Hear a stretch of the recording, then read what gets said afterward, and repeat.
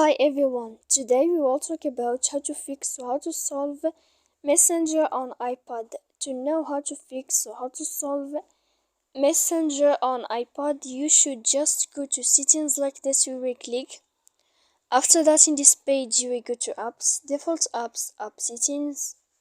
When you will see this list, you will go down to find the application of Messenger and you will enter.